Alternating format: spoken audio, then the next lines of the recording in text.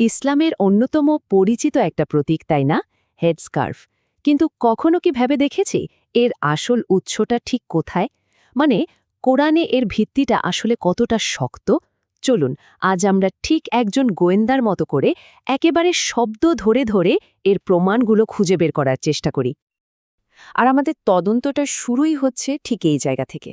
দেখুন, প্রচলিত ইসলামী আইনশাস্ত্রে স্বাধীন নারী আর দাসী নারীদের নামাজের নিয়মে কি অদ্ভুত একটা পার্থক্য ভাবা যায়।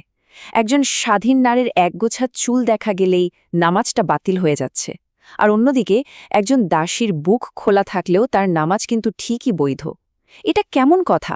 এর পেছনের যুক্তিটা আসলে কি? এই যে একটা বিরাট বৈপরীত্য, এটাই কিন্তু আমাদের আজকে তদন্তের একেবারে মূল প্রশ্নটার জন্ম দিচ্ছে। আচ্ছা, হেডস্কার্ফের এই যে আদেশ, এটা কি আসলে ধার্মিকতার জন্য, নাকি পুরোটাই সামাজিক স্টেটাস বা মর্যাদার একটা চিহ্ন? চলুন তো একেবারে গোড়ায় গিয়ে এর উত্তরটা খুঁজে বের করা যাক। তো চলুন আমাদের ফরেনসিক অডিটটা শুরু করা যাক। আমরা এখানে কোনো ব্যাখ্যা বা অনুমানের উপর ভরসা করব না। একদম সরাসরি কোরআনে যে শব্দগুলো ব্যবহার করা হয়েছে সেগুলোই পরীক্ষা করে দেখব। আর এখানেই ব্যাপারটা কিন্তু বেশ মজার। দেখুন, আজকে আমরা যে শব্দটা সবচেয়ে বেশি ব্যবহার করি, হিজাব, কোরআনে কিন্তু এই শব্দটা একবারও পোশাক বোঝাতে ব্যবহারই করা হয়নি। বরং এর মানে হলো একটা বাধা, একটা দেয়াল বা একটা পর্দা। তাহলে প্রশ্ন হল, মূল আয়াতটা কোনটা? সাধারণত সূরা নূরের মানে সূরা ২৪-এর ৩১ নম্বর আয়াতকেই হেডস্কার্ফের প্রধান ভিত্তি হিসেবে ধরা হয়। আচ্ছা, চলুন তাহলে এবার এই আয়াতের প্রত্যেকটা শব্দের গভীরে গিয়ে এর আসল অর্থটা বোঝার চেষ্টা করা যাক। প্রথমে যে শব্দটা আসছে সেটা হলো খিমার। এর খুব সহজ মানে হলো একটা আবরণ বা কাভার। এটা কিন্তু যে কোনো কিছুই হতে পারে। একটা শাল হতে পারে, একটা চাদর হতে পারে। বিশেষভাবে যে এটা মাথারই আবরণ তা কিন্তু না। আয়াতটা আসলে এটাই ধরে নিচ্ছে যে সেই সময়ের নারীরা সূর্যের তাপ থেকে নিজেদের বাঁচাতে আগে থেকেই এই ধরনের আবরণ ব্যবহার করত। এরপরে শব্দটা হলো জুইয়ুব। এর আক্ষরিক মানে হলো বুক বা বক্ষ। তার মানে আয়াতের নির্দেশটা কি দাঁড়াচ্ছে? নির্দেশটা হলো তাদের আবরণটাকে যেন তারা তাদের বুকের ওপর টেনে নেয়। খেয়াল করে দেখুন, এখানে কিন্তু মূল ফোকাসটা চুল বা মাথায় না, বরং বুকে। আচ্ছা, এবার আসছে তৃতীয় এবং আমার মতে সম্ভবত সবচেয়ে গুরুত্বপূর্ণ শব্দ, জিনাত। এই শব্দটা দিয়ে বোঝানো হয় কৃত্রিম বা অতিরিক্ত সৌন্দর্য। যেমন ধরুন গয়না, মেকআপ বা সুন্দর কোনো পোশাক। এটা কিন্তু নারীর স্বাভাবিক শরীর বা চুলকে বোঝায় না। মজার ব্যাপার কি জানেন? কোরআন কিন্তু একটা লিস্টও দিয়ে দিয়েছে যে কাদের সামনে নারীরা তাদের এই জিনাত বা অলংকার দেখাতে পারবে। আর এই লিস্টে স্বামী, বাবা, শ্বশুর, ছেলে এরকম নিকটাত্মীয়দের নামই বলা আছে। আর ঠিক এই জায়গাতেই কিন্তু মূল যুক্তিটা একদম পরিষ্কার হয়ে যায়। একবার ভাবুন তো, যদি জিনাত মানে নারীর শরীর হতো, তাহলে এর মানে কি দাঁড়াতো? এর মানে দাঁড়াতো যে কোরআন পরিবারের আপনজনদের সামনে অশালীনতার অনুমতি দিচ্ছে। এটা কি আদৌ সম্ভব? একেবারেই না।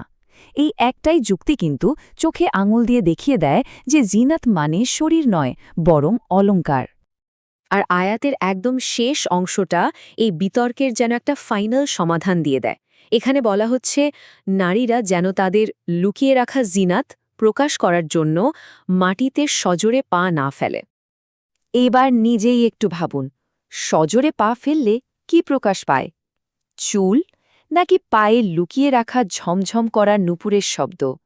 ঠিক এই অংশটাই তো চূড়ান্তভাবে প্রমাণ করে দিচ্ছে যে জিনাত মানে গয়না বা অলংকার, কোনোভাবেই শরীর বা চুল নয়। তাহলে দেখা যাচ্ছে কোরআনের শব্দগুলো কিন্তু সরাসরি হেডস্কার্ফের কথা বলছে না। তাহলে প্রশ্নটা হলো, এই প্রথাটা আসলো কোথা থেকে? চলুন এবার একটু ইতিহাসের পাতা উল্টানো যাক, এর উৎসটা খুঁজে বের করি। এখানে না একটা বেশ আশ্চর্যজনক মিল খুঁজে পাওয়া যায়। প্রাচীন পারস্যের যে জরথুস্ট্রীয় ধর্ম ছিল তাদের বিধানের সাথে, আর এর অনেক পরে আসা ইসলামী ফিকাহের বিধানের সাথে চুল আর ঋতুস্রাব নিয়ে প্রায় একই রকম ধারণা দেখা যায়। এটা কিন্তু একটা জোরালো সাংস্কৃতিক আদান প্রদানের দিকেই ইঙ্গিত করে, তাই না? ঐতিহাসিকভাবে যদি আমরা দেখি, ইসলাম আসারও আগে মুখ ঢাকার যে বোরকা, সেটা কিন্তু পরিচয় গোপন করার জন্য ব্যবহার করা হতো। এর উদাহরণ বাইবেলেও আছে। অথচ দেখুন, কোরআন শালীন পোশাকের কারণ হিসেবে কি বলছে? বলছে নারীদের যেন চেনা যায়। মানে উদ্দেশ্যটা ছিল পরিচয় প্রকাশ করা, গোপন করা নয়, একদম বোরকার উল্টো। তাহলে যদি কারণটা ধর্মীয় না হয়, তাহলে আসল উদ্দেশ্যটা কি ছিল? উত্তরটা হলো, এর পেছনের মূল কারণটা ছিল পুরোপুরি আর্থসামাজিক। এই ঐতিহাসিক উক্তিটা খেয়াল করুন, এটা খুবই গুরুত্বপূর্ণ। এখানে খালিফা উমার একজন দাসীকে স্কার্ফ পরার জন্য বকা দিচ্ছেন, আর একদম পরিষ্কার করে বলে দিচ্ছেন যে এটা স্বাধীন নারীদের চিহ্ন। সুতরাং মূল যুক্তিটা তাহলে কি দাঁড়ালো? হেডস্কার্ফ আসলে ধর্মীয়তার কোনো প্রতীক ছিল না, বরং এটা ছিল একটা সোশ্যাল ক্লাসের ইউনিফর্ম, যা দিয়ে স্বাধীন আর দাসী নারীদের আলাদা করে চেনা যেত। তো আমাদের এই পুরো তদন্তের শেষে এসে সব প্রমাণ একসাথে করে চলুন একটা চূড়ান্ত সিদ্ধান্তে আসি। কোরআনের আসল বার্তাটা তাহলে কি?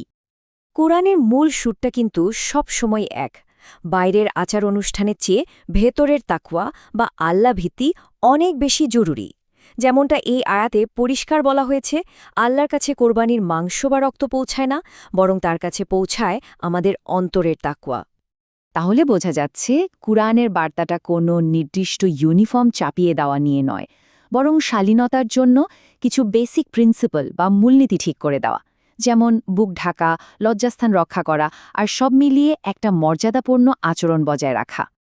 এবং সম্ভবত সবচেয়ে গুরুত্বপূর্ণ পয়েন্টটা হলো, শালীনতার প্রথম এবং প্রধান দায়িত্বটা কিন্তু পুরুষের উপরই দেওয়া হয়েছে। নারীদের পোশাক নিয়ে কথা বলার আগে পুরুষদেরকেই বলা হয়েছে তাদের দৃষ্টিকে সংযত রাখতে। আর আমাদের এই পুরো বিশ্লেষণটা আমরা শেষ করতে চাই একটা চূড়ান্ত প্রশ্ন রেখে। যদি আল্লাহ কাপড়ের চেয়ে হৃদয়কেই বেশি দাম দেন, তাহলে পোশাকের ওপর এই যে এত কড়াকড়ি, এত নজরদারি, এর মাধ্যমে আসলে কাদের স্বার্থ রক্ষা হচ্ছে? প্রশ্নটা আমাদের সবার ভাবার জন্য রইল।